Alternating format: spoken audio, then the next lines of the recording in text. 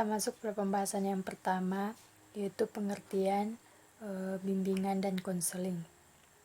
Bimbingan adalah bantuan yang diberikan kepada individu agar mampu mengembangkan diri secara optimal dengan jalan memahami diri, memahami lingkungan, mengatasi hambatan, guna menentukan rencana masa depan yang lebih baik. Sedangkan pengertian konseling adalah hubungan pribadi yang dilakukan secara tatap muka atau tidak langsung antara dua orang, dalam mana konselor melalui hubungan itu dengan kemampuan-kemampuan khusus yang dimilikinya, menyediakan situasi belajar. Dalam hal ini, konseling dibantu untuk memahami diri sendiri, keadaannya sekarang, dan kemungkinan keadaan masa depan yang dapat ia ciptakan dengan menggunakan potensi yang dimilikinya, demi untuk kesejahteraan pribadi maupun masyarakat. Persamaan antara bimbingan dan konseling terletak pada tujuan yang hendak dicapai, yaitu sama-sama diterapkan dalam program persekolahan, sama-sama berusaha untuk memandirikan individu, dan sama-sama mengikuti norma-norma yang berlaku di lingkungan masyarakat, tempat kedua kegiatan itu diselenggarakan. Perbedaan antara bimbingan dan konseling terletak pada segi isi kegiatan dan tenaga yang menyelenggarakan. Pembahasan selanjutnya yaitu prosedur dan teknik-teknik konseling. Prosedur konseling yang akan ditempuh yaitu yang pertama menentukan masalah, kedua pengumpulan data, ketiga analisis data, keempat diagnosis, kelima prognosis, keenam terapi, dan yang terakhir evaluasi. Selanjutnya teknik-teknik konseling. Sebagai suatu proses implementasi teknik-teknik konseling akan melalui beberapa tahap-tahap kegiatan berupa yang pertama, persiapan konseling. Pada tahap ini ada 3 hal yang harus dilakukan oleh seorang konselor untuk memulai proses konseling, yaitu yang pertama kesiapan untuk konseling, kedua riwayat kasus, dan yang ketiga evaluasi psikodiagnostik. Selanjutnya teknik-teknik melakukan konseling. Proses konseling memerlukan teknik-teknik tertentu sehingga konseling bisa berjalan secara efektif dan efisien. Teknik dalam konseling yang pertama yaitu teknik raport. Kemudian yang kedua, perilaku attending.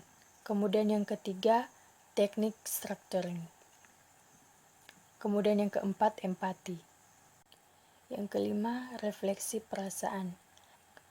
Kemudian yang keenam, teknik eksplorasi. Yang ketujuh, teknik bertanya. Kemudian yang kedelapan, dorongan minimal. Kemudian yang kesembilan, interpretasi. Yang kesepuluh, teknik mengarahkan. Kemudian yang selanjutnya, teknik menyimpulkan sementara. Yang ke-12 yaitu teknik fokus. Kemudian yang ke-13, teknik konfrontasi. Kemudian yang ke-14, menjernihkan. Selanjutnya, yang ke-15, memudahkan. Yang ke-16, diam sebagai suatu teknik. Kemudian yang ke-17, mengambil inisiatif. Yang ke-18, memberi nasihat dalam konseling. Yang ke-19, pemberian informasi. Teknik yang selanjutnya yaitu menyimpulkan. Konselor bersama klien membuat suatu kesimpulan. Dan teknik yang terakhir yaitu teknik mengakhiri atau menutup konseling. Selanjutnya yaitu teknik memahami individu dengan memperoleh data. Pemahaman individu adalah merupakan awal dari kegiatan bimbingan dan konseling. Tanpa adanya pemahaman terhadap individu, sangat sulit bagi guru pembimbing untuk memberikan bantuan, karena pada dasarnya, bimbingan adalah bantuan dalam rangka pengembangan pribadi. Adapun hal-hal yang harus dipahami dari seorang individu dalam rangka pelaksanaan bimbingan dan konseling sebagai berikut. Yang pertama, identitas diri, yaitu berbagai aspek yang secara langsung menjadi keunikan pribadi. Yang kedua, kondisi jasmania dan kesehatan. Yang ketiga, kapasitas atau umum, inteligensi, dan khusus atau baku, dan kecakapan. Yang keempat, sikap dan minat. Yang kelima, watak dan temperamen. Yang keenam, cita-cita sekolah dan pekerjaan atau aktivitas sosial. Yang ketujuh, hobi dan pengisian waktu luang. Yang kedelapan, kelebihan atau keluarbiasaan dan kelainan-kelainan yang dimiliki. Dan yang terakhir, latar belakang.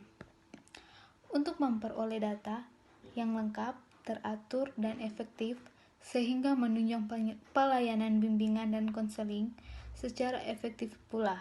Pembimbing atau konseling.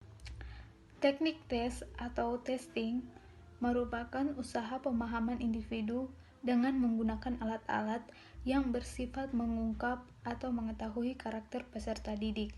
Sedangkan tes adalah sebagai suatu prosedur yang sistematis untuk mengobservasi atau mengamati tingkah laku individu melalui skala angka atau sistem kategori. Selain itu, tes mengandung pengertian, yaitu alat untuk menentukan atau menguji sesuatu. Tes yang digunakan dalam himpunan data ada beberapa macam, di antaranya yaitu yang pertama, tes hasil belajar, yang kedua, tes bakat, yang ketiga, tes minat, yang keempat, tes perkembangan vokasional, yang kelima, tes kepribadian, dan yang keenam, tes psikologis. Sedangkan teknik non-tes merupakan prosedur pengumpulan data yang dirancang untuk memahami pribadi murid, yang pada umumnya bersifat kualitatif. Teknik ini tidak menggunakan alat-alat yang bersifat mengukur, tetapi hanya menggunakan alat-alat yang bersifat menghimpun atau mendeskripsikan saja. Di antaranya yang pertama angket, yang kedua wawancara, yang ketiga observasi, yang keempat autobiografi, dan yang kelima anekdot atau anekdotal record.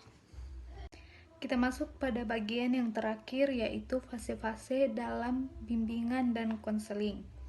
Terdapat 5 fase dalam bimbingan dan konseling, di antaranya yaitu yang pertama, pembukaan. Di sini proses konseling diawali dengan membangun hubungan antar pribadi yang memungkinkan pembicara terbuka dan terarah dalam wawancara konseling sendiri. Konselor akan menyambut kedatangan konseli dengan sikap yang ramah, seperti berjabat tangan, mempersilakan duduk. Lalu konselor akan berusaha membuat konseli dapat menyesuaikan diri dengan keadaan di ruangan konseling. Yang kedua, penjelasan masalah. Konseli mengemukakan hal-hal yang ingin dibicarakan dengan konselor, sambil mengutarakan sejumlah pikiran dan perasaan yang berkaitan dengan hal tersebut. Konseli bebas mengungkapkan inisiatifnya sendiri. Yang ketiga, penggalian latar belakang masalah. Fase ini disebut juga sebagai analisis kasus, di mana dibutuhkan penjelasan yang lebih mendetail dan mendalam. Dalam hal ini, inisiatif akan bergeser ke pihak konselor yang lebih mengetahui apa yang dibutuhkan supaya konseli dan konselor memperoleh gambaran yang menyeluruh. Dan yang keempat, penyelesaian masalah. Konselor dan konseli membahas bagaimana persoalan dapat diatasi. Peran konselor dalam mencari penyelesaian permasalahan lebih besar, meskipun konseli juga ikut berpikir, memandang dan mempertimbangkan masalah yang ada. Dan yang kelima atau yang terakhir yaitu penutup. Ketika konseli merasa sudah mantap tentang penyelesaian masalah yang ditemukan, maka proses konseling dapat diakhiri. Demikianlah materi yang dapat kami bawakan. Diucapkan dan